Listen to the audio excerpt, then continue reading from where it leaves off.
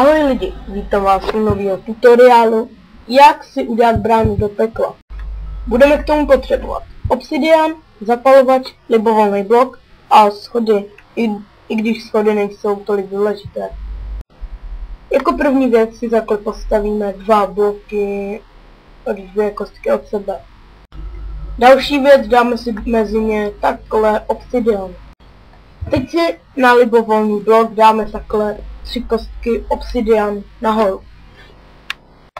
Teď si dáme na obsidian takhle zase další libovolný bloky. Teď si dáme mezi hlínu další 2 bloky. Další věc. Zničíte si takhle mezi tím tu hlínu. Nemusíte, ale mně to přijde hezčí. Dál si dáme takhle schody, aby to bylo hezčí. Jako další věc si na dolní obsidian nebo na jakýkoliv obsidian klikneme zapalovačem. A tím se vytvoří takovýhle fialový portál. Teď se tedy půjdeme podívat, jak to v pekle vypadá. Teď jsme v pekle. Když se podíváte, za váma je portál, který vás dopraví zpátky domů.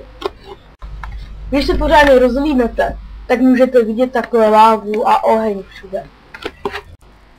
Tyto bloky jsou hořící bloky, které nikdy nezasnou. Toto je glowstone. Funguje jako osvětlení u vás v domečku. Pokud jste si peklo už pořádně prohlédli, můžete se vrátit. Nezapomeňte, kde jste si nechali portál. Tak a jak vidíte, jsem zpátky na rovné krajině, kde jsme si náš portál vytvořili. Pokud se vám video líbilo, dejte like nebo odběr. Pokud nelíbilo, můžete dát dislike. Napište když tak koment a odešlete můj channel svým kámošům. Takže já se s váma loučím a těším se na vás u dalšího tutoriálu. Čau.